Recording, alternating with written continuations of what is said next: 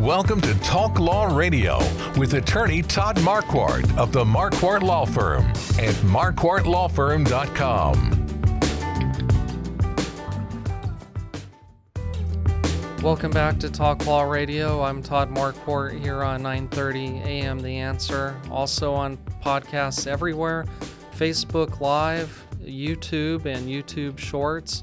Also on www.talklawradio.com. We've been talking about immigration and the expiration of Title 42, and we're going to be bringing on former Judge Aaron Haas, who was also board certified in immigration law, and he's a former professor of immigration law. We're going to give him a call, and he's going to talk to us about what the asylum claim is like before Title 42. Title 42 was all about the protocols during the pandemic that allowed the border officials to turn people away who were claiming asylum because of the health concerns of having a densely populated small area of people all who could be sick. So now that the Title 42 has expired, there's been tens of thousands of people gathering at the Texas-Mexico border, and there's going to be a flood of people coming in. And so the U.S. Border Patrol Chief, Raul Ortiz, made a memo about the policy on parole with conditions in limited circumstances prior to the issuance of a charging document.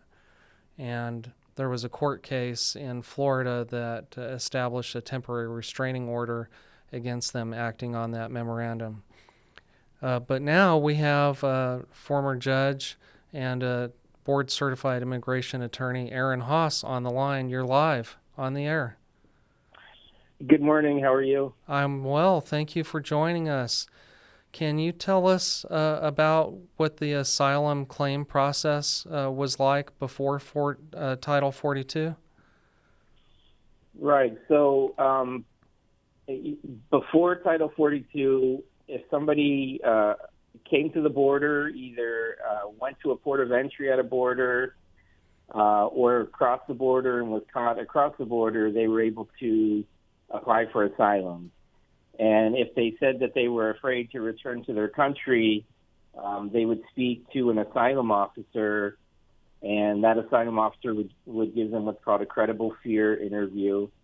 And if it was found that they did have a credible fear of returning to their country, they would then be put through an asylum process where they could present their claim either in more detail to an asylum officer or to an immigration judge and try to claim asylum that way.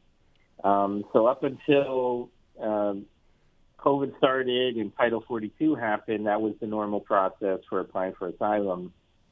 Once the COVID emergency hit, they put in place, they invoked this authority under Title 42 where they were able to basically say, because it's a health emergency, we're not going to follow the normal asylum process. And they were pretty much turning away anybody who approached at the border or anybody who was found without giving them those interviews and that opportunity to apply for asylum.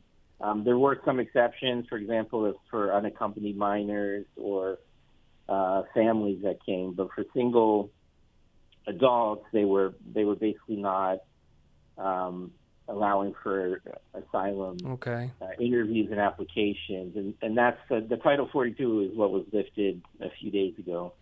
So before Title 42, when those claims were made, where would the individual go pending their hearing date? So it kind of depended. Some of them, some people would be detained, and they would stay in a detention facility up until they had a hearing date. Others would be let out on a bond, similar to a criminal bond process, where they would typically have to put up a certain amount of money in order to ensure that they would show up in court. In recent years, they started using more technology like, ankle bracelets or electronic monitoring and apps on your phone and those kinds of things if people were not going to be detained. And for children and families in particular, they tended not to detain them, and they would be released until they were to show up for their court date.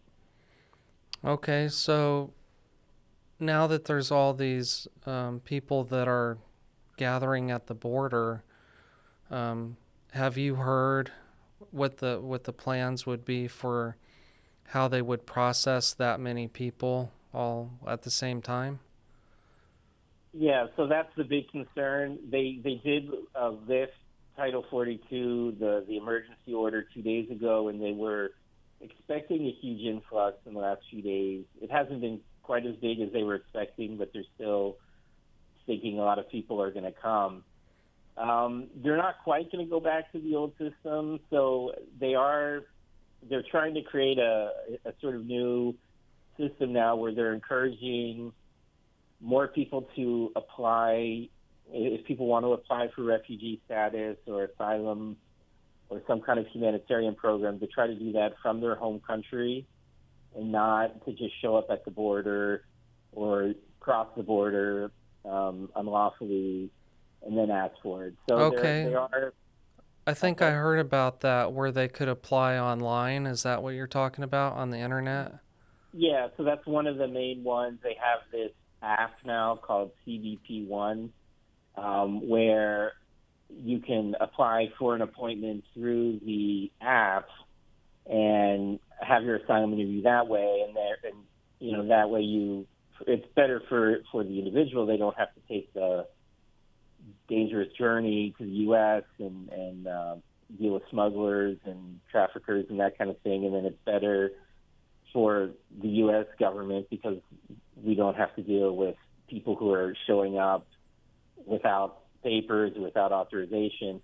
So that's the idea. It's, a lot of people complain it's hard to get appointments. There's only so many appointments that are given out daily and that kind of thing. But they're trying to expand that to get more people to do from their home country. And they're trying some other programs where they're trying to have people apply for parole or for different forms of relief from their home country rather than just showing up. And the other kind of piece of that is for people that don't follow those programs and do show up, they're trying to tighten the rules and make it harder than it was pre-COVID, pre-Title 42, to just show up and ask for asylum. Of course, the concern then was people just show up, ask for asylum. The court process would go on for years and years, and they were, of course, living here the whole time. And it's either very expensive to detain people, or you have people who are not detained, and they may or may not show up for their court date. So that was the concern before. So now they're trying to keep some of the rules that had kind of taken place during Title 42 of expedited removal, giving people, just sending people right back, or giving people very quick asylum interviews, and if it's not a legitimate case, sending them back in order to avoid the problems of before having a huge influx. So it's kind of a carrot and stick approach of, we're going to make it easier for you to apply if you're outside the country and follow the process we want, but we're going to make it harder on you if you do just show up and ask for asylum the old-fashioned way. Okay. Can I ask you, what do they do when they're here waiting for their court date? If they don't have authorization to be here yet, officially on paper, they're just waiting for their court date, and it takes a really long time to get that date. They're not authorized to work, right? So what do these people typically do? Well, they actually are. So the rule is once you file that asylum application, you have to wait 150 days, so about 5 months, and then you can actually ask for a work authorization. So So many of them, and some of these cases go on for, several years. So you do have people who are here just working, waiting for their asylum application to be adjudicated. Okay. Well, thank you so much for explaining that in terms that we can understand. The news kind of glosses over all of that and just talks about Title 42. And so thank you for doing that. Is there anything else you'd like to add?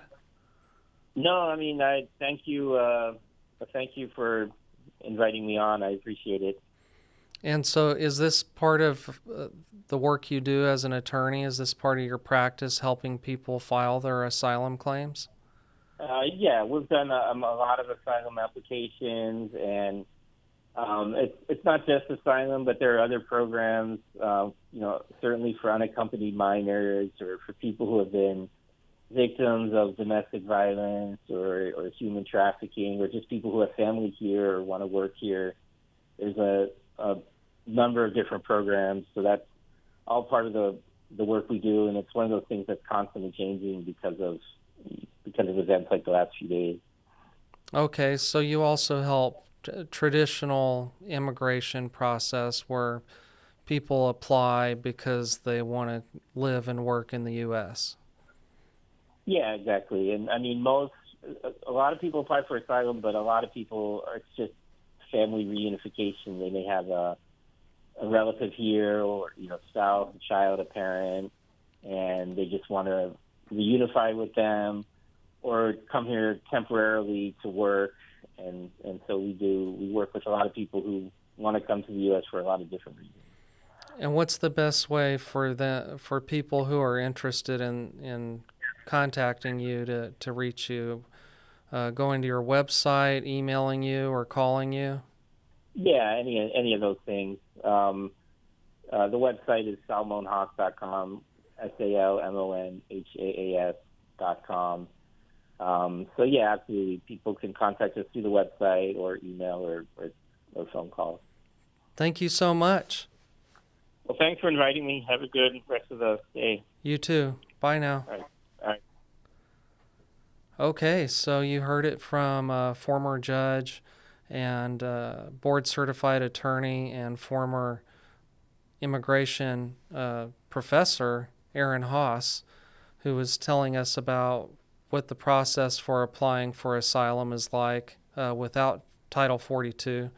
And there are some changes that have been made, and that was one of the complaints in this lawsuit in Florida, state of Florida versus Alejandro Mayorkas, which was this policy on parole with conditions in limited circumstances prior to the issuance of a charging document. And so the Biden administration is temporarily restrained from using that memorandum and that the policy described under that memorandum. And so in a couple of weeks, there will be another hearing about whether they'll be able to ever use that memorandum or whether they have to go back to the pre-Title 42 procedures. We've been talking about immigration. When we come back, we'll be talking about property taxes and also the Texas ban on child gender modification. What would your mom think about that? This has been Talk Law Radio with attorney Todd Marquardt, brought to you by the Marquardt Law Firm. You can learn more at marquardtlawfirm.com. And be sure to listen to the full Talk Law Radio show Saturday mornings at 11 on 9:30 a.m. The Answer. Each week, attorney Todd Marquardt talks about the law. His mission with the Talk Law Radio show and podcast is to help you discover your legal issue blind spots. In the beginning, God had one law. Don't eat from the fruit of that tree. Then came the Ten Commandments. Now we have federal, state, and municipal lawmakers that won't stop creating new laws. Laws that might impact you without you knowing it. Listen to the show and drop a line on Facebook or email host@talklawradio.com and let the host know what you think of the show, the topics you want to hear, and whether you want to be a guest.